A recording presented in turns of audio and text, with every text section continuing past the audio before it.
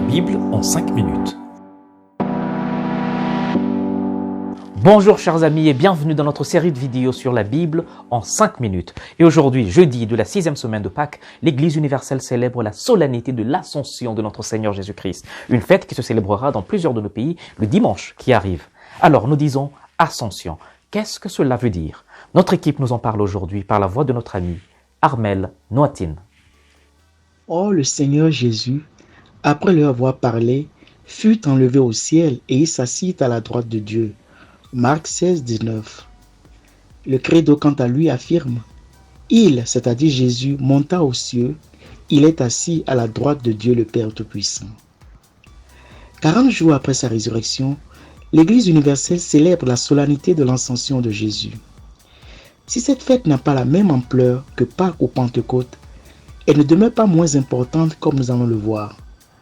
Premièrement, la période de 40 jours est hautement symbolique car elle dénote un temps de transition, de préparation et de purification. Par exemple, les 40 jours du déluge furent non seulement un temps de purification des péchés et de la violence qui prévalait au temps de Noé, mais aussi un temps de transition entre la période avant et après déluge. Cette dernière période étant marquée par l'alliance nouvelle que Dieu fit avec Noé. De même, les 40 années des enfants d'Israël au désert marquent un temps de purification des péchés du peuple, mais aussi de préparation d'entrer dans la terre promise. Enfin, dans le Nouveau Testament, Jésus tenté au désert va jeûner pendant 40 jours et 40 nuits en préparation à son ministère public.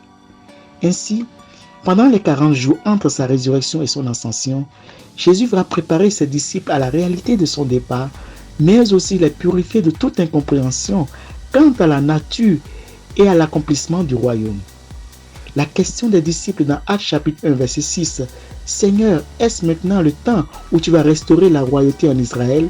traduit bien une vision terrestre et limitée du royaume. Deuxièmement, la signification de la fête de l'Ascension prend tout son sens dans son contexte historico-religieux juif. Si sur la terre, Jésus réalise le mystère pascal car étant l'agneau de Dieu et l'accomplissement de tous les sacrifices de l'ancienne alliance, dans son ascension, il accomplit l'expiation des péchés une fois pour toutes. Tout comme le grand prêtre qui, une fois par an, c'est-à-dire le jour du grand pardon, Yom Kippour en hébreu, entre dans le Saint des Saints avec le sang des animaux pour obtenir l'expiation des péchés des enfants d'Israël, Jésus, par son ascension, est entré une fois pour toutes dans le tabernacle éternel. L'ascension actualise donc et prolonge l'événement historique de la Passion dans sa dimension de l'éternité.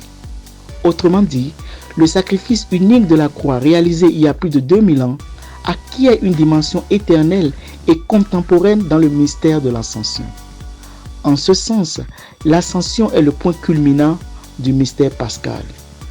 Hébreux 9, 11 à 12, je cite, « Le Christ, survenu comme grand prêtre des biens à venir, traversant l'attente plus grande et plus parfaite qui n'est pas faite de main d'homme, entra une fois pour toutes dans le sanctuaire, non pas avec du sang de bourre et de jaunes taureaux, mais avec son propre sang, nous ayant acquis une rédemption éternelle. » Le catéchisme de l'Église catholique, paragraphe 662, affirme, et je cite, « L'élévation sur la croix signifie et annonce l'élévation de l'ascension au ciel. Elle en est le début. Jésus-Christ, l'unique prêtre de l'alliance nouvelle et éternelle, n'est pas entré dans un sanctuaire fait de main d'homme, mais dans le ciel, afin de paraître maintenant à la face de Dieu en notre faveur.